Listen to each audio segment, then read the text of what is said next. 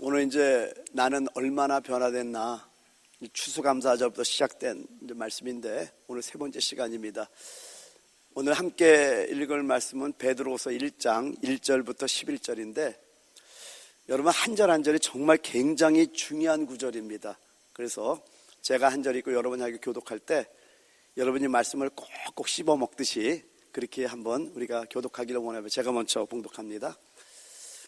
예수 그리스도의 종이며 사도인 시몬 베드로는 우리 하나님과 구주 예수 그리스도의 의를 힘입어 동일하게 보배로운 믿음을 우리와 함께 받은 자들에게 편지하노니 하나님과 우리 주 예수를 알므로 은혜와 평강이 너희에게 더욱 많을지어다. 그의 신기한 능력으로 생명과 경건에 속한 모든 것을 우리에게 주셨으니 이는 자기의 영광과 더불어서 우리를 부르신 이를 알므로 말미암음이라. 이로써 그 보배롭고 지극히 큰 약속을 우리에게 주사 이 약속으로 말미암아 너희가 정욕 때문에 세상에서 썩어질 것을 피하여 신성한 성품에 참여하는 자가 되게 하려 하셨느니라. 그러므로 너희가 더욱 힘써 너희 믿음의 덕의 지식을 인내 경건의 형제우애를 형제우애의 사랑을 더하라. 이런 것이 너희에게 있어 흡족한 적 너희로 우리 주 예수 그리스도를 알기에 게으르지 않고 열매 없는 자가 되지 않게 하려 하려니와 이런 것이 없는 자는 맹인이라 멀리 보지 못하고 그의 옛죄가 깨끗하게 된 것을 잊었느니라. 그러므로 형제들아 더욱 힘써 너희 부르심과 택하심을 굳게 하라. 너희가 이것을 행한 즉 언제든지 실족하지 아니하리라. 다 같이요. 이같이 하면 우리 주 곧 구주 예수 그리스도의 영원한 나라에 들어감을 넉넉히 너에게 주시리라. 아멘. 나는 얼마나 변화됐나.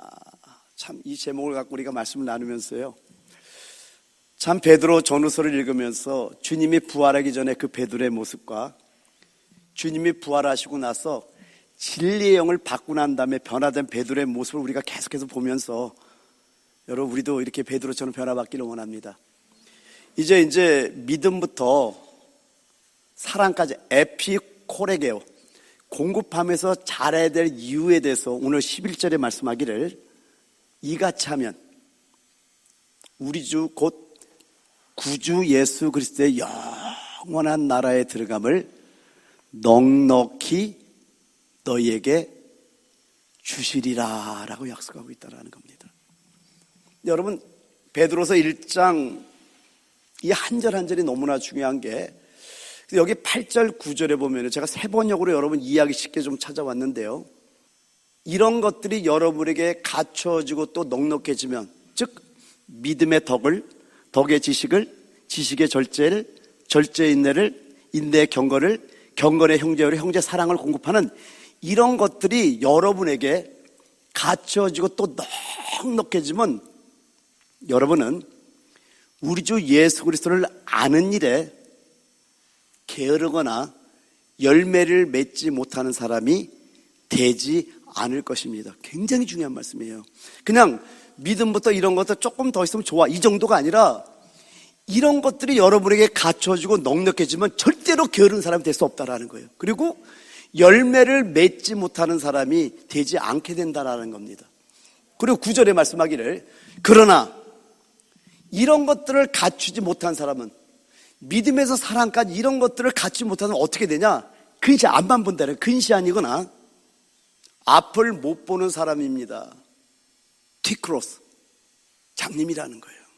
그냥 이런 거 조금 몰라서 끝나는 게 아니라 아예 근시 아니거나 앞을 못 보는 사람이 된다고 말씀합니다. 그래서 이런 사람은 자기의 옛죄가 깨끗하여졌음을 잊어버린 것입니다. 이렇게 말씀합니다. 지난번에 잠깐 말씀을 간단하게 여러분 믿음부터 한번 정리해보죠.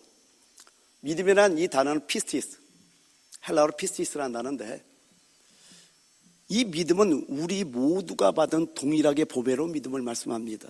그래서 이 믿음은 씨로 비유될 수 있는 거예요. 베드로전서 1장 23절에 25절에 말씀하기를 너희가 거듭난 것은 썩어질 씨로 된 것이 아니요 썩지 아니할 씨로 된 것이니 살아있고 항상 있는 하나님의 말씀으로 되었느니라. 그러므로 모든 육체는 풀과 같고 그 모든 영광은 풀의 꽃과 같으니 풀은 마르고 꽃은 떨어지되 오직 주의 말씀은 세세토록 있도다 하였으니 너에게 전한 복음이 곧 이 말씀이니라. 이 살아있고 항상 있는 하나님의 말씀의 씨가 우리 안에 들어올 때 우리의 믿음이 된 겁니다. 어떤 믿음이요? 동일하게 보배로운 믿음. 퀀터티가 아니라 퀄러티라니까요. 그래서 여러분 여호수아 말씀을 통해서 지난주에 말씀드렸던 거예요. 분량이 같다라는 게 아니라 질에 있어서 종교에 있어서 같은 믿음을 우리 모두가 똑같이 갖고 있다고 여러분 잊지 마시기 바랍니다. 이 믿음의 씨가 우리 심령 땅에 심겨진 거예요. 이걸 씨로 말할 수 있다면요, 그다음에 덕, 아레테라는 단어인데요, 이 덕이라는 저 단어는 수많은 뜻이 있어요. 근데 영어로 그니스라고 하는데요, 그러니까 왕성한 활동을 낳는 생명의 에너지를 가리킵니다. 여러분 살아있으면 반드시 활동하게 돼 있다라는 거예요. 그래서 생명의 에너지 같은 활기찬 행위가 있게 되고요, 덕의 지식을 그노시스라는 단어죠. 그노시스. 여러분 우리가 그 생명의 에너지 같은 왕성한 활동, 덕이 있는 것도 중요하지만은 지식 없이 덕만 갖는 것은 불충분하다는 겁니다. 근데 이 지식이 어떤 지식인지 우리가 좀 알아야 된다는 거예요. 베드로서 1장 2절, 3절, 8절을 보면은요, 먼저 2절을 보면은 하나님과 우리 주 예수 그리스도를 알므로 은혜와 평강이 너에게 더욱 많을지어다. 저 많을지어다가 플레디노라는 단어입니다. 플레디노라는 단어인데 증가하다는 뜻이에요. 은혜와 평강이 우리한테 증가하는데 어떻게 증가한다고요? 하나님과 우리 주 예수 그리스도를 알므로 우리 안에서 은혜와 평강이 점점 더 증가된다고 말씀하고 있다는 겁니다. 그리고 베드로 1장 3절에도 말씀하죠. 그의 신기한 능력으로 생명과 경건에 속한 모든 것을 우리에게 주셨으니 이는 자기의 영광과 덕으로서 우리를 부르신 이를 알므로 말미암아 알아야 된다라는 거예요. 그리고 베드로서 1장 8절에도 말씀하기를요, 이런 것이 너에게 있어 흡족한즉 너희로 우리 주 예수 그리스도를 알기에 게으르지 않고 열매 없는 자가 되지 않게 하려니와. 여러분 우리가 처음에는 거기까지 들어가지 못하죠. 그런데 참 지식을 갖는 것은 너무나 중요하다는 겁니다. 자, 이제 여기 대해서 여러분 좀 여러분이 귀를 열고 잘 들으셔야 될 거예요. 자, 이제 그림을 먼저 그려놓을게요. 땅이에요. 우리 심령 땅에 믿음이 뭐가 있어요? 씨가 들어왔어요. 씨는 믿음이에요. 근데 이 씨가 막 여기서 막 생명력이 있으니까 뿌리가 막 뻗쳐나가죠. 그죠? 뿌리가 막 이렇게 무지무지하게 많이 뻗쳐나가요. 이 뿌리가 뭐냐면은 덕과 지식이에요. 우리 안에 이 참 지식, 이것이 왜 중요한지를 좀 볼게요. 여러분 먼저 하나하나 성경을 통해서 봅니다. 제가 오늘은 아주 천천히 설교할 거예요. 그 대신에 여러분이 반드시 오늘 이 말씀을 같이 나누고 이렇게 천천히 설교하니까 시간이 조금 길어질 겁니다. 아멘. 그러니까 시간이 길어지는 걸 별로 구애 안 받죠? 그래서 오늘 1시간이 분명히 넘어갈 거예요. 왜냐면 제가 시간을 줄이다 보니까 말이 너무 빨라졌고 안 되겠어. 그래서 오늘은 넉넉하게 하기로 했어요. 할렐루야. 다들 좋아하는 거 보니까 이제 괜찮을 것 같아요.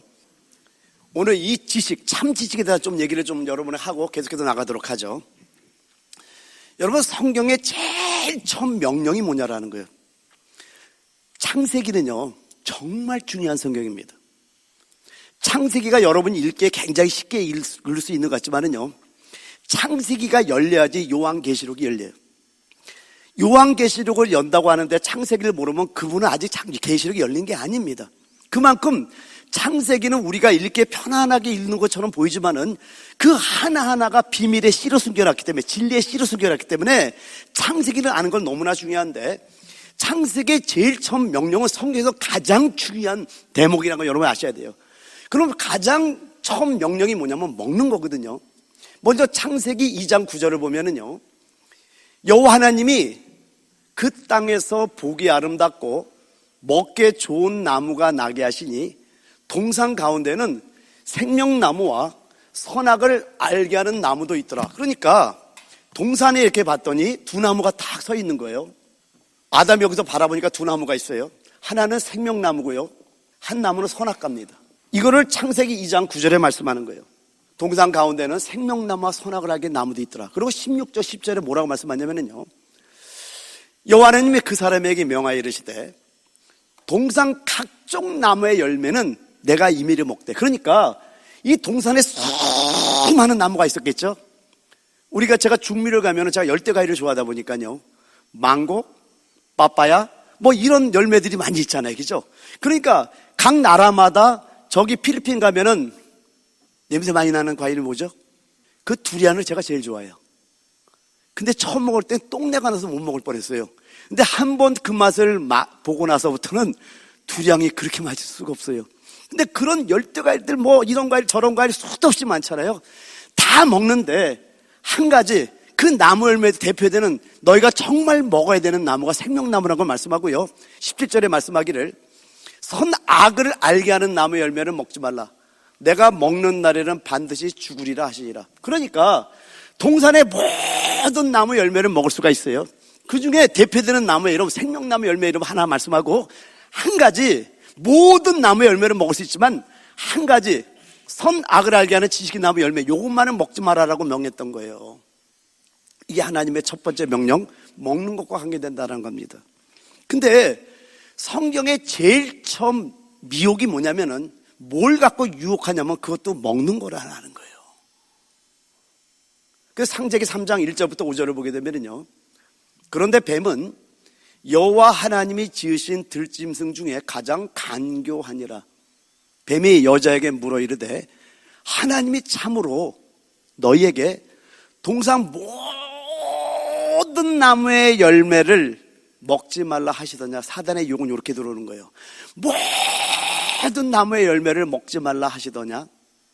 여자가 뱀에게 말하되 동산 나무의 열매를 우리가 먹을 수 있으나 동산 중앙에 있는 나무의 열매는 하나님의 말씀에 너희는 먹지도 말고 만지지도 말라, 너희가 죽을까 하노라 하셨느니라. 뱀이 여자에게 이르되 너희가 결코 죽지 아니하리라. 너희가 그것을 먹는 날에는 너희 눈이 밝아져 하나님과 같이 되어 선악을 알 줄 하나님이 아심이니라. 성경에 제일 처음 하나님의 명령이 먹는 거였었는데 사단이 제일 처음 유혹해 들어오는 게 뭔가 했더니 그것도 먹는 거라는 거예요. 근데 여러분, 여기 우리가 5절과 창세기 3장 22절을 잘 대조해 봐야 되는 게, 5절에는 뭐라고 사단이 역사하냐면 5절이요, 너희가 그것을 먹는 날에는 너희 눈이 밝아져 하나님과 같이 되어 선악을 알 줄 하나님의 아심이니라. 여러분, 이 말씀을 보면은 지금 아담과 하가 선악을 알아야 몰라요? 모르는 것처럼 보입니다. 또 22절 한번 보죠. 22절은 뭐라고 말씀하냐면 여호와 하나님이 이르시되 보라, 이 사람이 선악을 아는 일에 우리 중 하나같이 되었으니 그가 그의 손을 들어 생명나무 열매도 따먹고 영생할까 하노라 하시고. 자, 이 말씀을 두고 우리가 한번 생각해보고 질문해보면은, 그러면은 선악과를 먹기 전에 아담과 하가 선악을 알았을까 몰랐을까라는 질문이 나오게 됩니다. 성경을 그냥 가볍게 보면은요, 선악을 몰랐다고 나오는 게 정답이에요. 근데 아니에요. 왜 그러냐면은 사단이 유혹할 때 이미 하와의 대답을 한번 보면은요, 하나님의 말씀에 너는 먹지도 말고 만지도 말라는 말씀을 알고 있어요, 모르고 있어요? 잘못된다는 걸 알고 선악을 구분하고 있다니까요. 그리고 창세기 그 앞으로 보면은 아담이 모든 동물들의 이름을 질 때 우리 표현을 좀 해볼게요. 너는 코가 기니까 코끼리, 너는 목이 기니까 기린. 자, 동물들의 모든 이름을 아담이 짓고 있다라는 거야. 이 말은 뭐냐면 선악을 알게 하는 지식의 나무라고 하는데, 지금 아담도 지식을 갖고 있어요, 안 갖고 있어요? 갖고 있다니까요. 갖고 있으니까 동물들의 이름을 짓겠죠. 그러면 여기서 말하는 선악을 아는 일에 우리 중 하나같이 되었다는 이 말은 뭐냐면은, 선악의 기준이 하나님께 있다는 걸 알려주고 있다는 거. 무슨 얘기냐면 간단하게 예를 들어볼게요. 지금 마태복음 26장과 마가복음 14장과 요한복음 12장에는 어떤 내용이냐면은, 마리아가 향유 옥합을 깨서 마태복음과 마가복음에는 주님의 머리에 붓는다고 말씀하고, 요한복음에 주님의 발에 붓는다고 하는데, 어쨌든 이 향유 옥합, 평생을 신랑 위해 준비된 300디나리온 되는 향유 옥합을 예수님의 머리에 붓는 사건이 나옵니다. 근데 마태복음에는 제자들이라고 나오고요, 마가복음에는 어떤 사람들이라고 나오고, 요한복음에는 가룟 유다로 나오므로 각 분야의 사람들이 전부 다 이걸 뭐라고 하냐면 불을 내면서 이 300데나리온 되는 이 향유를 팔아서 가난한 자들에게 얼마나 유용하게 용도로 얘기를 하고 있다는 거예요. 여러분 잘 생각해 보셔야 돼요. 인간적으로 볼 때는 그들의 그 의견이 굉장히 좋아 보이고 있다는 거예요. 근데 마리아가 이 옥합을 깼던 이유는 어디서 우리가 알 수 있냐면은, 누가복음 10장 38절에서 42절을 보게 되면은, 우리 주님께서 마르다의 집에 갔을 때, 지금 십자가로 가는 길에서 마르다의 집에 들어갔을 때, 마르다가 주님을 기쁘게 하려고 음식을 준비하는 장면 속에서 마리아는 주님의 발 아래 이렇게 앉아서 주의 말씀을 듣고 있던 장면이 나옵니다. 근데 마르다가 이렇게 동생을 보니까 자기는 열심히 일하고 있는데, 마리아는 주님의 발 앞에 주의 말씀만 듣고 있으니까, 주님, 내 동생을 좀 내 일을 돕게 하라고 할 때 주님께서 뭐라고 하냐면은, 마르다야, 네가 여러 가지로 네 마음이 분주하다고 말씀하면서, 마리아는 좋은 걸 택했으니 한 가지만이라도 족하니라. 이걸 영어로 뭐라고 그러냐면 but only one thing is necessary, 이렇게 말씀합니다. 가장 필요한 한 가지, 예수 그리스도를 택했다고 지금 말씀하고 있다는 거예요. 근데 이게 왜 중요하냐면요, 마리아는 주님의 발 앞에서 주의 말씀을 들을 때 뭘 들었냐면, 주님께서 우리의 죄를 위해서 십자가에 지금 가고 있다는 그 얘기를 들었던 거예요. 그래서 마리아는 평생을 준비했던 그 옥합을 진짜 신랑 되는 예수를 위해서 그걸 깨가지고 부었던 거예요. 그랬더니 주님께서 뭐라냐면, 이 분을 내면서 어떤 사람들, 제자들, 그리고 가룟 유다가 이들에게 이 300데나리온의 이 향유를 팔아서 가난한 데에 주면 좋겠다고 말하는 이들에게 주님께서 뭐라고 말씀하냐면은, 이 마리아는 내 장사를 준비했다, 내 장례를 준비했다, 복음이 전파되는 곳마다 이 여자의 행한 일을 기억하게 하라고 말씀하고 있다는 거예요. 그럼 여기서 우리가 한번 생각해 봐야 될 게 뭐냐면요, 지금 지식의 기준, 선악의 기준이 누구에게 있냐라는 거예요. 마태복음 26장, 마가복음 14장, 요한복음 12장에 이 제자들과 그리고 어떤 사람들과 가룟 유다들, 이들은 그 지식의 기준이 자기들에게 있잖아요. 그들은 용도로 생각했다라는 거예요. 근데 마리아는 주의 말씀을 들었잖아요. 마리아의 이 지식의 기준은 그 말씀에 따라서, 하나님의 선악의 기준을 따라서, 그 지식을 따라서 주님이 가장 원하는 옥합을, 평생에 준비했던, 신랑을 위해 준비했던 그 옥합을 참 신랑 대신 예수에게 붓고 있다는 거예요. 여러분의 지식의 기준은 어디에 있습니까? 우리는 그냥 성경을 알면 안다라고 생각하는 어떤 그런 것들이 있다라는 겁니다. 여러분, 베드로 전서는 하나님의 통치라는 거 여러분이 말씀드렸어요. 마태복음은 왕으로 오신 예수, 마가복음은 종으로 오신 예수, 누가복음은 인자로 오신 예수, 요한복음은 하나님의 아들로 오신 예수. 그래서 마태복음을 제시하는 것 따릅니다. 왕국, 마가복음은 섬김, 누가복음은 구원, 요한복음은 생명. 이렇게 왕국, 섬김, 구원, 생명을 제시하는데, 마태복음에서 왕국에 대한 얘기를 하지만은 통치에 대한 개념을 정확하게 설명하지 않는데, 이걸 어디서 설명하냐면, 오늘 우리가 지금 나누는 베드로 전서와 베드로 후서에 이 하나님의 통치를 갖다가 우리에게 다 알려주고 있는데, 그 통치를 어떻게 하냐? 하나님의 심판으로 말미암아 통치하고 있다는 거예요. 근데 그 심판이 어디서부터 시작했냐? 베드로전서 4장 17절에 하나님의 집에서부터 하나님의 통치가 시작된다는 것을 우리에게 지금 알려주고 있다는 거예요. 그럼 여러분, 우리가 누구의 통치를 받느냐는 너무나 중요하다는 겁니다. 여러분, 왕이신 예수의 통치를 받으면요, 왕의 권세가 나타납니다. 근데 그 왕이신 예수를 뭐라고 말씀하냐면은 섬김의 왕이라, 겸손의 왕이라. 그러면 왕이신 예수의 통치를 받게 되면 우리 안에서 나타나는 게 뭐냐면, 왕의 권세가 나타나는 그게 뭐냐면 겸손이에요. 왕의 권세가 나타나는 그게 뭐냐면 섬김이에요. 이게 생명, 참 지식을 먹은 사람의 모습이라는 겁니다. 그럼 마귀의 통치를 받으면 우리가 나타나는 게 뭘까요? 교만이에요, 교만. 그러니까 여러분, 우리 여기 안에서 말씀을 들으면서도 참 지식이 들어올 때는 반드시 우리에게 나타나는 게 뭐냐면 왕의 통치가 임함으로 왕의 권위가 나타나는 것이, 나타나는 게 겸손과 섬김이라는, 우리가 자칫 말씀을 통해서, 사단은 지혜가 충족했던 자예요. 충족한 지혜를 갖고 있던 자이기 때문에 그도 성령을 이용하는데, 우리가 자칫 잘못하면은 우리 안에 교만이 나타난다는 그것은 뭐냐? 사실은 마귀의 통치를 받고 있다는 거예요.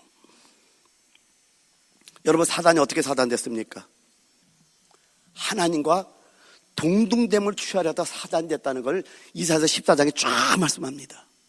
근데 여러분, 예수님은 놀라운 말씀이 빌립보서 2장 5절부터 11절을 보면은요, 너희 안에 이 마음을 품으라 곧 그리스도 예수의 마음이니. 그럼 여러분, 이 명령이니까 우리가 이걸 품어야 돼요.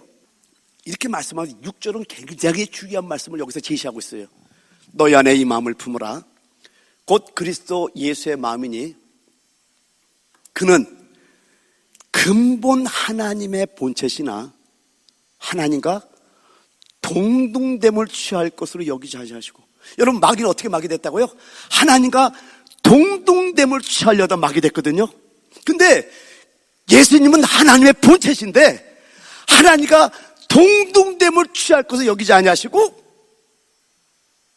오히려 자기를 비워 종의 형체를 가지사 사람들과 같이 되셨고 사람의 모양으로 나타나사 자기를 낮추시고 죽기까지 복종하셨으니 곧 십자가의 죽으심이라.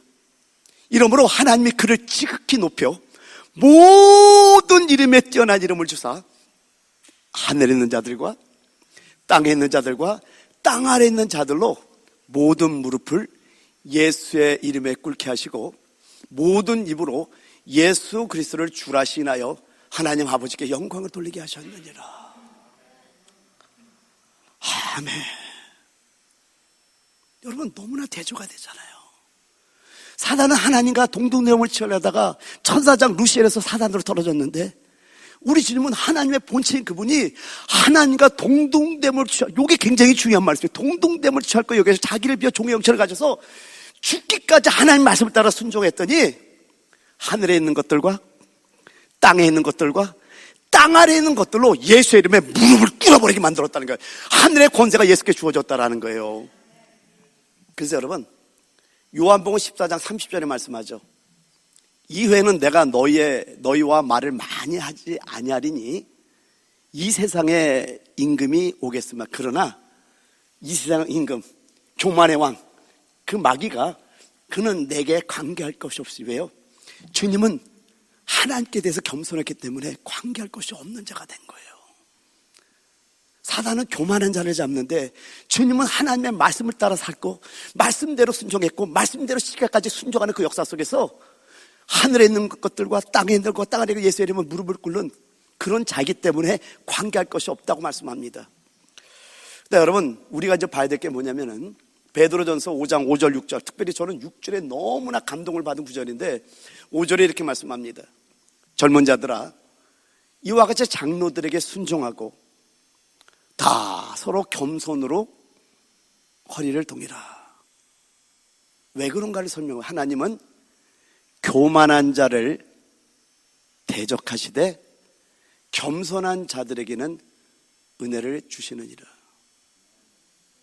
교만한 자를 하나님이 대적한다고 말씀합니다.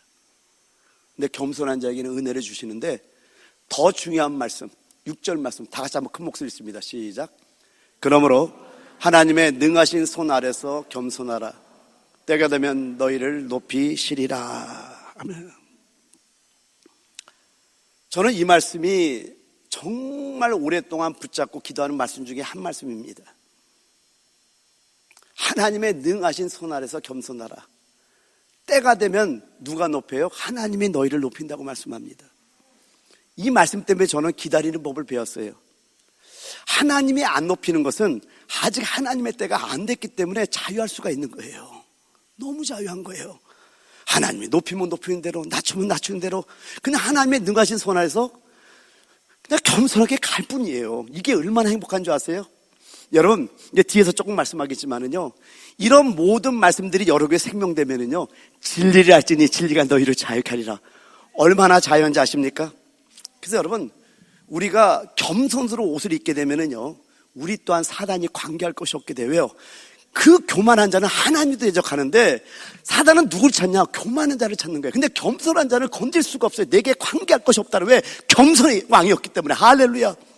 근데 우리도 겸손으로 옷을 입으면은요, 사단이 우리를 관계할 것이 없다라는 겁니다. 그래서 여러분, 한 가지 우리가 좀 알아야 되는 게 뭐냐면은, 우리 지도자를 뽑을 때 디모데전서 3장 6절에 이렇게 말씀을 해요. 새로 입교한 자도 말지니 교만하여져서 마귀를 정죄하는 그 정죄에 빠질까 하며. 그래서 저는 개역 개정성경 때 저 말이 좀 이해가 좀 어렵더라고요. 마귀를 정죄하는 그 정죄. 내가 마귀를 정죄한다는 거 뭐야?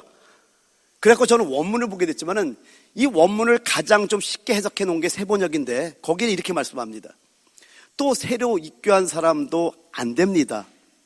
그리하면 그가 교만해져서 마귀가 받을 심판에 떨어질 위험이 있습니다. Recent convert라고 그러죠. 새로 믿은 자들. 이들이 리더를 세울 때 왜 안 되냐? 교만해지는 그 순간에 마귀가 받을 그 심판을 그들도 받는다라는 거예요. 근데 여러분, 이거는 새로 입교한 자라고 치죠. 여러분, 우리가 말씀을 들으면 들을수록, 말씀을 생명으로 먹으면 먹을수록 우리는 겸손해지게 돼 있어요. 만약에 이게 안 된다라면은 우리는 지금 뭔가 말씀을 잘못 먹고 있다라는 겁니다. 여기는 새로 입교한 자들이라고 말하지만은 여러분 그래도 신앙생활 오래 하셨죠? 여러분은 여러분의 영이 잘 처리되고 있습니까? 그러기를 원하는 분만 아멘 합시다. 제가 너무나 은혜를 받았던 게 뭐냐면요, 사도행전 6장을 읽으면서 7장 8장까지 연결되죠. 7집사를 뽑는데 헬라파 유대인들이 자기들의 과부들이 구제에서 빠지는 걸 보고 히브리어를 말하는 사람들에게 막 이렇게 했을 때 사도들이 뭐라 그래요? 우리가 기도하는 것과 하나님의 말씀을 제쳐놓고 공개를 일삼는 것이 마땅치 않다고 하면서 우리는 기도하는 것과 말씀 전하는 게 전무하면서, 여러분, 디아코노스라는 이 집사라는 것은 어떤 뜻이냐면요, 종이라는 뜻이야. 종으로서 식사 시중 드는 사람, 식탁 봉사하는 사람이에요. 그래서 여러분, 교회에서 집사는 어떤 권위가 없어요. 그냥 가장 낮은 곳에서 섬김의 사람들이 집사라는 거예요. 근데 이런 집사에 누가 들어가냐면은 스데반 집사와 빌립 집사가 나옵니다. 스데반 집사는 위대한 교사입니다. 왜냐하면 창세기부터 성경 전체를 머릿속에 갖고 있던 자가 스데반이에요. 그리고 빌립 집사는 위대한 전도자입니다. 여러분, 그 빌립 집사 한 사람 때문에 사마리아 전체 도시가 다 변화되는 놀라운 역사가 일어났던 거예요. 막 귀신이 떠나가고 병자가 일어나고 수많은 기적과 표적과 기사가 일어나면서 거기 있는 많은 사람들이 예수를 믿는 놀라운 일을 했어요. 근데 저는 너무나 놀랐던 게, 너무나 은혜됐던 게 뭐냐면은 이렇게 엄청난 교사요, 엄청난 전도자들이, 아유 사도 양반들, 내가 위대한 교사야. 근데 일개 그 식탁 봉사는, 식사 시중들은 종으로 섬기는 그 집사 직분을 내가 왜 나가 받아야 돼? 난 그런 거 안 해. 나는 교사야. 또 빌립 집사는 내가 이렇게 한 도시를 갖다가 전도하는 위대한 전도자인데 그까지 집사 직분을 나에게 줘. 이런 적이 없다라는 거예요. 가장 낮은 집사의 직분을 가지고 자기의 은사를 그대로 개발해가지고 한 분은 위대한 교사로, 한 분은 위대한 전도로 하나님의 나라를 위해서 헌신하는 모습을 보여주고 있더라는 겁니다. 전혀 교만한 모습을 보여주지 않고 있더라는 거예요. 그럼 여러분, 그리고 7집사를 뽑을 때 거기는 대표가 없다는 거 아십니까? 성경을 보면서 야 놀랍다, 성경이 어떻게 이렇게 구성되지? 그 집사, 그 스데반 집사와 빌립 집사를 보면서 놀랐던 건 뭐냐면 정말 이들 대단하다. 그러면서도 종으로서 섬기는 그 집사의 직분을 기쁨으로 누리고 있더라는 거예요. 사랑하는 여러분, 이게 참 지식을 먹은 자들의 모습입니다. 뿌리 속에서 정말 지식이 여러분 올 때 이 지식은 바로 왕이신 말씀이 바로 지식이에요. 그래서 그분의 통치가 들어오는 이 지식을 가질 때 왕의 권위가 나타나는 것이 뭐냐? 바로 섬김이요 겸손이라는 겁니다. 그러나 우리 안에 내가 뭔가를 알고 있다는 그 지식으로 말미암아 여러분이 교만해진다면요, 그것은 우리가 오늘 빨리 깨달을 거, 내가 마귀의 통치를 받고 있다는 걸 빨리 여러분 점검해 보시길 부탁드립니다. 그 다음에 연결해서 이제 절제에 대해서 한번 보죠. 앵크라테이아. 이 절제는 자기 자신과 관계된 겁니다. 이제 주석가들이 뭐라고 말씀하냐면은 신약 성경에서 이 절제라는 단어는 어떤 의미로 사용됐냐면은 육체적 욕망에 지나친 방종이라든지 이방세계 성적 남용에 반대되는 의미로 사용했다, 이렇게 말씀합니다. 그래서 여러분, 절제라는 것은요, 자아의 욕정과 욕망과 습관을 제어하고 억제하는 걸 뜻하는 거예요. 그래서 절제는 여러분 제한을 뜻합니다. 여기서 우리가 한 가지 알아야 되는 게, 이렇게 뿌리가 이렇게 막 여러 군데로 퍼져나가잖아요. 나무도 보면 뿌리 엄청나더라고, 제가 봐도요. 그런데 나무의 원줄기는 이렇게 제한돼서 위로 쫙 자라는 것 같다는 거예요. 그림 하나 보여줄게요. 바로 이거와 마찬가지예요. 뿌리는 엄청나겠지만은 저 나무가 그냥 제한돼서 쫙 위로 자라는 거, 이게 바로 절제를 하는 거예요. 할렐루야. 그 다음에 인내에 대해서 한번 보죠. 인내는 휘포모네라는 단어인데, 여러분, 절제는 자기 자신과 관련되지만은 인내는 다른 사람들과 환경을 견뎌내는 걸 말씀합니다. 야고보서 1장 2절에 4절에 말씀하기를, 내 형제들아, 너희가 여러 가지 시험을 당하거든 온전히 기쁘게 여기라. 모든 기쁨으로 기뻐하라는 뜻입니다.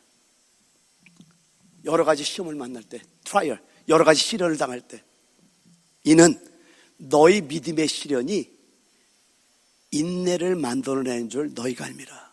그 시련을 통해서 우리 안에 인내가 증가하고 있대요.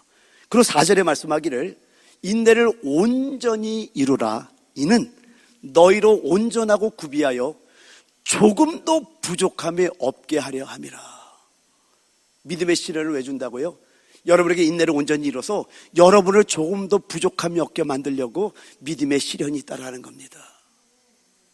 그래서 여러 가지 시험의 대부분은요, 주위의 사람들 때문에 오던가 환경 때문에 온다라는 거예요. 따라서 인내가 필요한 겁니다.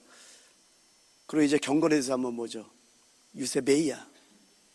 여러분, 지난 시간에 묵상해 오라고 여러분에게 부탁을 드렸는데, 경외와 경건의 차이는 뭘까요? 오늘 여러분, 이 경외와 경건의 차이를 잘 알면은 여러분에게 많은 도움이 될 겁니다. 제가 기도하면서 다시 한번 저도 하나님께 기도를 올려요. 근데 하나님이 또 응답하는 게 있었어요. 두렵기도 하고 기쁘기도 하고. 그러니까 주님 앞에 기도할 때 눈물을 흘릴 수밖에 없는 건데요. 여러분, 경외에 대해서 이제 한두 구절만 먼저 볼게요. 제가 여러분, 이제 우리 개정 성경도 좋지만은 새 번역을 읽으면 너무 은혜가 돼서 새 번역을 한번 찾아봤는데, 시편 25편 12절에서 14절을 보게 되면요, 경외를 이렇게 말씀합니다. 주님을 경외하는 사람이 누굽니까? 그가 선택해야 할 길을 주님께서 그에게 가르쳐 주실 것입니다. 경외하는 사람이 뭘 가르쳐줘? 그가 선택해야 할 길을 가르쳐 준대요.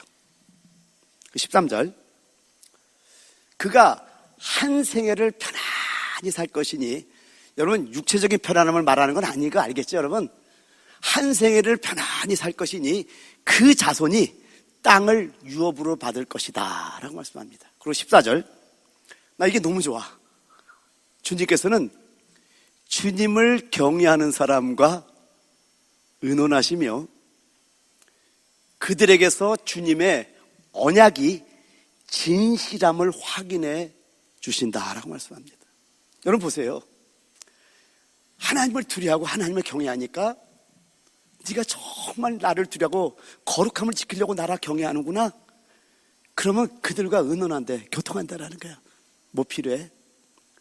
여러분, 참 여기 이거 의논 이런 단어 하나 때문에 얘기할 게 제가 너무나 많은데 다 할 수는 없어.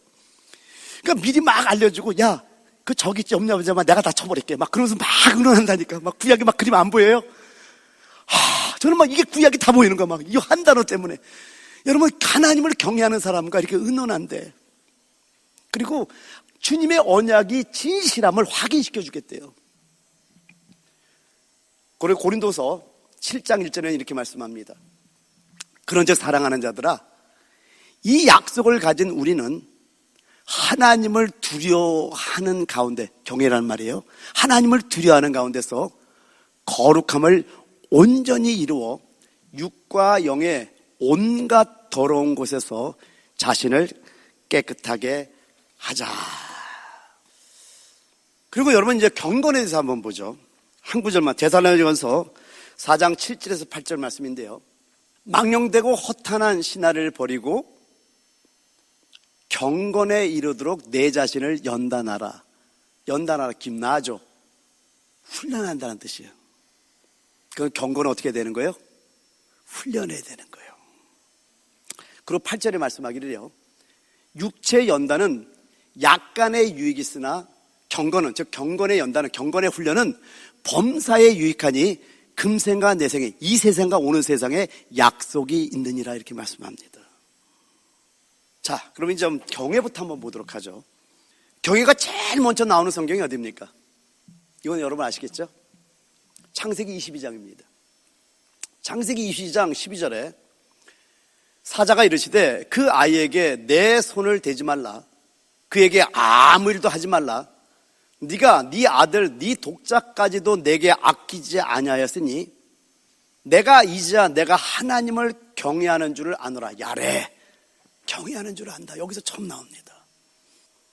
여러분 한번 좀 생각해 볼게요. 이 경외라는 단어가 그냥 나오는 게 아니란 말이에요. 지금 창세기 12장부터 이게 아브라함의 길이 쭉 보이잖아요. 이거 다 설명할 수는 없고, 12장에 가나안 땅에 들어가서 이제 제단을 쌓고, 그러고도 제단을 쌓으면서도 그냥 점점점 남방으로 내려가가지고 자기 아내를 갖다가 바로의 품에 안기고, 그러고 돌아와서 단을 쌓은 그곳에 다시 여호와를 제단을 쌓고, 그리고 조카가 잡혀가니까 318일을 건드리고 가고 그걸 구해오고, 이러면서 그냥 멜기세덱, 살림왕 멜기세덱을 만나는 그 축복 속에서 쭉 나오면서 17장 같은 데 보면은 16장 마지막에는 그냥 육의 힘으로 이스마엘을 낳잖아요. 그리고 17장에 할례가 있고, 18장에 중보기 대 놀란 능력이 있고, 20장에는 아비멜렉 왕에게 부끄러운 또 기도를 해주는 그런 장면이 쭉 나오잖아요. 이러면서 21장에 이삭이 태어난단 말이에요. 그죠? 근데 여러분, 여기 22장까지 해서 볼 때 이삭의 나이는 대략 한 20세라고 보면 돼요. 젊은 청년이에요. 그런데 하나님께서 그 20세 되는 100세에 낳은 아들을 모리아야 내가 지정한 한 산으로다가 번제로 바치라고 하는데 정말 저기를 가고 있더라는 거예요. 그리고 정말로 칼로 내리치려고 했더라는 거예요. 이게 뭐지? 근데 이거를 성경에서는 네가 이제야 네가 하나님을 경외하는 줄 안다는, 처음으로 성경에 경외라는 단어가 쓰고 있다는 겁니다. 여러분, 하나님을 경외한다라는 것은요, 자신의 생각이라든가 자신의 관념이라든가 그 모든 것이 다 없어지고 오직 하나님 한 분만 남는 것이 바로 경외예요. 그 엄청난 축복인 이삭까지도 거절하고 나에게는 오직 하나님 한 분입니다 라고 하나님을 두려워할 줄 아는 그것을 성경에서 경외라고 말씀하고 있다는 거예요. 여러분, 입술로 하나님을 경외합니다가 경외가 아니라는 거예요. 이걸 하나님은 우리에게 원하고 있다는 겁니다. 여러분, 하나님은 우리에게 거룩을 요구하세요. 여러분, 거룩과 경외는 아주 큰 관계가 있어요. 고린도후서 7장 1절에 뭐라고 말씀합니까? 그런즉 사랑하는 자들아, 이 약속을 가진 우리는 하나님을 두려워하는 가운데서 거룩함을 온전히 이루어 육과 영의 온갖 더러운 것에서 자신을 깨끗하게 하자라고 말씀합니다. 그런즉 사랑하는 자들아, 이 약속을 가지고 우리는 하나님을 두려워하는 가운데 하나님을 경외하면서 거룩함을 온전히 이루어야 된다라는 거예요. 거룩과 경외는 정말 깊은 관계가 있는 거예요. 그래서 육과 영의 온갖 더러운 것에서 자신을 깨끗하게 하라고 말씀하고 있다는 겁니다. 그래서 여러분, 우리가 신앙생활을 처음 시작할 때부터 하나님을 경외하는 것을 배우는 것은 너무나 중요합니다. 여러분, 제가 하나님의 경외하는 걸 배우고요, 제 자신이 얼마나 많이 바뀌어가는지 저 자신도 놀랍니다. 사실은 이 경외와 경건에 대한 걸 여러분에게 묵상하라고 하지만 저도 묵상을 하잖아요. 어느 정도 답을 갖고 있지만은 다시 기도하면서 사실 제가 하나님께 이번에 받은 게 또 있어요. 그래서 진리라는 것은 끝없이 들어가는구나 라는 걸 알게 된다는 겁니다.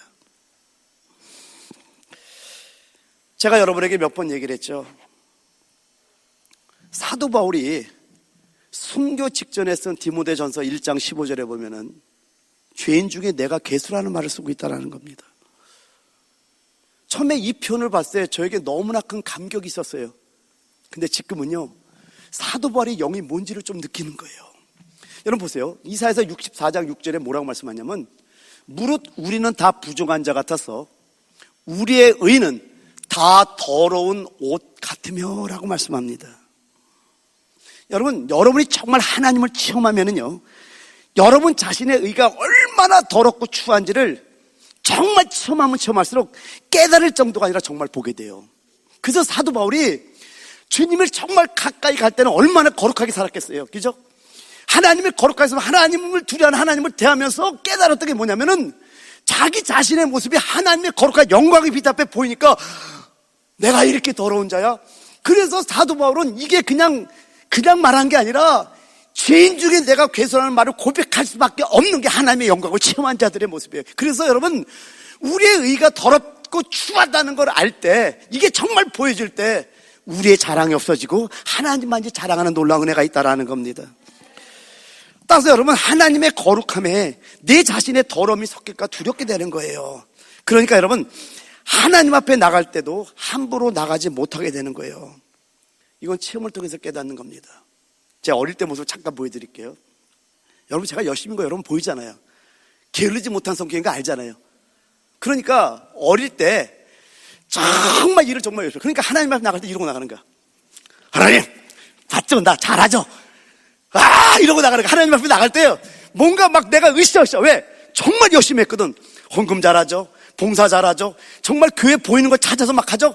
그러니까 막 으쌰으쌰하고 하는 거, 하나님 앞에. 그래서 하나님 나갈 때 당당하게 나가는 거. 하나님 나 잘했죠. 이게 어릴 때 모습이에요. 정말 그렇게 살았었어요. 근데 지금 달라진 모습이 뭐냐면은, 무릇 우리는 다 부정한 자 같아서 우리의 의는 다 더러운 옷 같으며, 이제 아는 거예요. 내 의로는 하나님의 거룩과 영광에 들어갈 수 없다는 걸 아니까, 내 의가, 내 자아가 하나님 일에 섞일 수 없다는 걸 아니까 예수의 피를 구하는 거예요. 주님, 오늘도 보혈의 피로 나를 덮어주세요. 주님, 내 의가 하나님의 영광을 가리지 않게 해주세요. 주님, 주님의 보혈로 나를 씻어주면서 간절히 주님의 보혈을 구하면서 하나님 앞에 이제 나가게 되는 거예요. 이게 너무나 행복한 거예요. 그래서 간단하게 한마디로 말하면은요, 경외라는 건 뭐냐면은요, 하나님 앞에서 내 자신, 즉 내 자아, 나의 육이 하나님의 일에 섞일까 두려워하는 마음이 경외입니다. 즉 하나님의 거룩함 앞에서 내 자신의 더러운 의가 나타날까 두려워하는 것이 바로 경외인 거예요. 몇 가지 예를 한번 들어볼게요. 여러분, 성도님들과 상담을 할 때도요, 나의 의견이 들어갈까 조심하는 겁니다. 이게 경외입니다. 여러분, 이게 훈련되면은요, 하나님을 경외함으로 사람과 대하는 게 훈련되면은요, 선악의 원리로 답하는 게 아니라 생명의 원리로 답하게 되는 거예요. 이게 바로 살리는 역사를 하는 거예요. 무슨 얘기냐면은요, 저는 집회 갈 때마다 이런 것들을 너무나 많이 체험해 봤어요. 항상 교회에 문제가 있는, 담임 목사 문제가 있는 성도들이 저한테 은밀히 연락을 합니다. 그래서 전에 한번 여러 번 간증을 했잖아요. 그러면 담임 목사한테 저는 전화를 합니다. 이분 만나도 됩니까? 왜요? 나는 교회를 살리러 갈 때 누구를 은밀하게 만나러 간 사람이 아니기 때문에. 여러분, 이런 원리를 여러분 잘 아셔야 됩니다. 만났는데 보니까 역시나 담임 목사 이게 잘못했고 저게 잘못했고 뭐가 잘못했고 이게 잘못했고 이게 잘못했고 나는 온천히 잘하는데 이렇게 열심히 하는데 이렇게, 이게 답이 나와요 항상. 그럴 때 만약에 그게 아니라 담임 목사 이런 겁니다 설명하면 이 사람 시험 듭니다. 또 이 사람이 옳다고 하면 교회가 깨집니다. 그럼 저는 그거랑 전혀 상관없는 얘기를 해요. 어떻게 그냥 생명을 덮어버려요. 이게 생명과입니다. 선악과로 답하면 둘 다 죽고요, 생명과로 덮으면요 둘 다 살아. 살리는 역사예요. 이게 어떻게 배웠냐? 하나님을 경외하다 보니까 하나님께 상담할 때 어떻게 상담할 수 있는 그 하나님이 그걸 알려주시더라고요. 그래서 전부 다 이런 모든 문제는 사단이 역사하는 역사이기 때문에 하나님의 생명만 들어가면 모든 게 끝나버려요. 할렐루야. 그래서 깨달은 거예요. 그러니까 양쪽을 다 살리는 거예요. 할렐루야. 여러분, 또 지체를 돕는 것도 여러분 한번 보세요. 이게 하나님이 원해서 돕는 건지 아니면은 내가 원하는 것인지 구분하게 되는 거예요. 하나님을 경외하게 되면. 여러분 보세요. 하나님께서는 이 사람을 말려야 돼. 이 사람을 힘들게 해야 돼.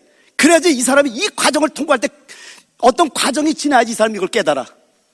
근데 내 의로 힘들지 도왔다고 한번 쳐보죠. 이건 내 의지 하나님의 의가 아니잖아요. 그럴 때 오히려 그 사람을 망하게 하는 거라는 걸 제가 깨달은 거예요. 이번에 기도하면서 좀 깨달은 걸 하나만 얘기할게요. 저 두려운 얘기를 하나 합니다. 근데 제가 너무나 회개 많이 했던 거예요. 너무 놀랐어요, 이번에 기도하다가. 우리가 성도들에게 하나님의 뜻을 알릴 때 그의 감정이 상할까 봐 말을 제대로 못한 걸 하나님이 책망하더라고요. 저 충격받았어요. 왜 네가 뭔데 그 사람의 감정이 상할 걸 걱정해서 내 뜻을 그대로 전하지 못하느냐. 여러분, 이 말 뭔지 이해됩니까? 주의 종은 외로운 길입니다. 성도들의 이것저것 다 알리고 변명할 수가 없어요. 그래서 여러분이 돌을 던지면 맞고 가는 게 주의 종이에요. 내가 정신이 바짝 난 거예요. 그럼 이걸 어떻게 또 풀어가지? 이런 몇 가지 제가 받은 게 있습니다.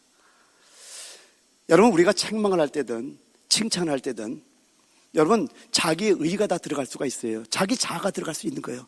그렇기 때문에 우리가 어떤 일을 할 때 하나님을 경외함으로 일을 할 때 실수가 적어진다는 거 여러분 깨달으시기 바랍니다. 정말 이번에 경외와 경건에서 여러분에게 묵상을 하라고 말씀해놓고 제가 이걸 놓고 하나님께 깊이 기도하면서 얼마나 은혜를 누렸는지 몰라요. 정말 많이 두렵기도 하고 또 행복하기도 해요. 왜요? 하나님 응답받으니까 좋더라고요. 그런데 하나님의 일은 함부로 할 수 없다는 걸 깨닫게 되고 있다는 거예요. 할렐루야. 자, 요 정도만 하고요. 여러분, 이제 경건에 대해서 한번 보죠. 여러분, 경건이 뭘까요? 이 말씀을 읽고 한번 잘 생각해 보세요. 디모데전서 3장 16절 같이 한번 읽어봐. 시작. 그도다 경건의 비밀이요 그렇지 않다 하느니 없도다. 그는 육신으로 나타남 받으시고 영으로 의롭다 하심을 받으시고 천사들에게 보이시고 만국에서 전파되시고 세상에서 받은 바 되시고 영광 가운데서 올려지셨느니라. 경건이 뭔지 보여요? 그도 다 경건의 비밀이요. 해석해주고 있잖아요. 한마디로 말하면요, 예수 그리스도의 성육신이 경건이에요. 그도 다 경건의 비밀이요. 그는 육신으로 나타난 바 되시고 라고 말씀하잖아요. 여러분, 경건은요 바로 하나님이 육신으로 나타나신 것이 경건입니다. 다시 말해서 하나님이 사람을 통해서 나오는 것, 이게 경건이에요. 따라서 경건은 다른 것이 아니고 하나님의 생명이 우리 속에 있어서 우리를 통해 나타나는 것, 이게 경건이에요.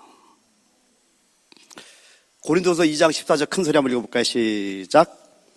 항상 우리를 그리스도 안에서 이기게 하시고 우리로 말미암아 각 처에서 그리스도를 아는 냄새를 나타내시는 하나님께 감사하노라. 이게 바로 경건의 생활이에요. 다시 한번 읽어볼까? 시작. 항상 우리를 그리스도 안에서 이기게 하시고 우리로 말미암아 각 처에서 그리스도를 아는 냄새를 나타내시는 하나님께 감사하노라. 이게 경건의 생활이에요. 다른 사람들이요, 우리의 언어, 우리의 태도, 우리의 행동, 우리의 처신 가운데서 하나님을 느낄 수 있는 겁니다. 우리가 다른 사람들을 만날 때 다른 사람들이 우리에게서 하나님을 느낄 수 있는 이것이 바로 경건이에요. 그런데 디모데전서 4장 7절에 말씀하기를 망령되고 허탄한 신화를 버리고 경건에 이르도록 내 자신을 연단하라. 김나죠. 경건은 훈련해야 된다라는 거예요. 왜 훈련해야 되냐? 8절의 말씀을 다 같이 시작. 육체의 연단은 약간의 유익이 있으나 경건은 범사에 유익하니 금생과 내생의 약속이 있느니라. 명사로 연단은 김나시야. 훈련이라는 뜻이에요. 그러니까 육체 훈련도 약간의 유익이 있죠.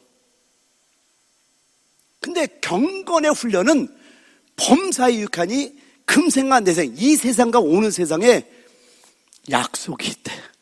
그래서 훈련해야 되는 거예요. 자, 몇 가지 한번 보죠. 우리 어느 데서 한번 봅시다. 그러면은 여러분, 말을 함부로 하지 않는 것도 훈련해야 됩니다. 내가 기분이 어떻다고 바로 여러분 말하는 것도 조심해야 됩니다. 마음대로 말하는 것은요, 경건하지 않다는 큰 표시가 되는 겁니다. 우리 태도도 한번 보죠. 나 한 사람의 어두운 분위기가 교회 전체를 어둡게 할 수 있다는 겁니다. 특별히 교회에서 재직으로 임명받은 분들은 더욱더 그래야 됩니다. 행동에 대해서 한번 보죠. 항상 어려운 일은 내가 먼저 하는 거예요. 힘든 일은 내가 먼저 그 자리에 있는 거예요. 이게 경건한 자의 모습이라는 겁니다. 그래서 남을 나보다 낮게 여기는 그런 행동이 몸에서 배워나야 되는 거예요. 여러분, 왕이신 예수의 통치를 받는데 그 왕의 권위가 나타나는 게 겸손이라는 거예요. 그래서 정말로 왕의 통치를 받게 되면 이런 어려운 일, 힘든 일, 그래서 누구보다 나보다 더 낮은 사람은 다 높은 사람이에요. 그래서 나보다 남을 낮게 여기는 이게 당연히 몸에서 막 나오게 되는 거예요. 그러니까 가난한 사람이 들어오든 부자가 들어오든 우리 교회 안에 들어온 모든 사람은 우리가 존경하게 되는 역사가 있다는 겁니다. 그래서 여러분, 하나님의 일을 하는 데서 한 가지 원칙은요, 우리 속에서부터 밖으로 나오는 겁니다.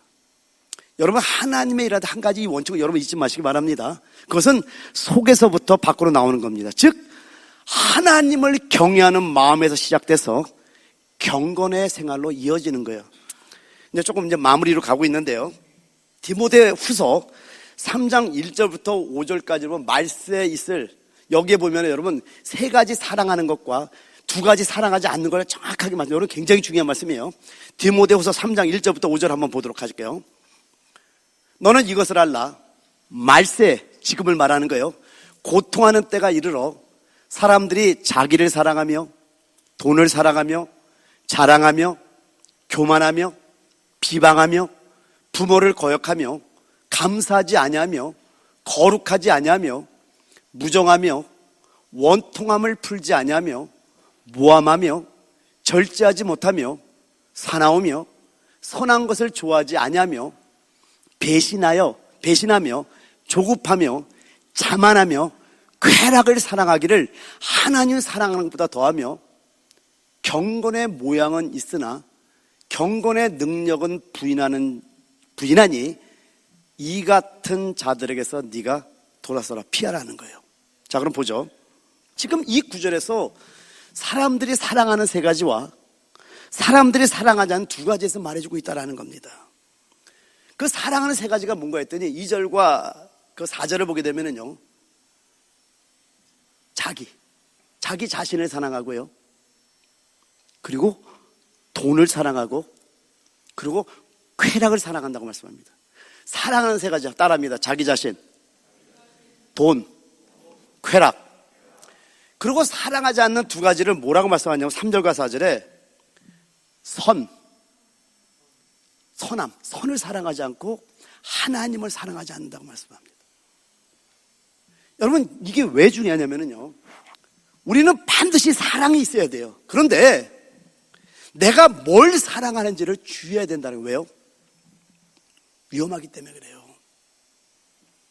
여러분, 하나님을 경외하는 마음이 없으면요, 경건의 외모는 있을지 모르지만은 경건의 능력을 부인한 자가 되는 겁니다. 여러분 보세요. 겉으로 볼 때 경건의 모양이 있다니까요. 근데 저 세 가지 사랑하는 게 숨어 있는 거예요. 여러분 속에 숨어 있는 거란 말이에요.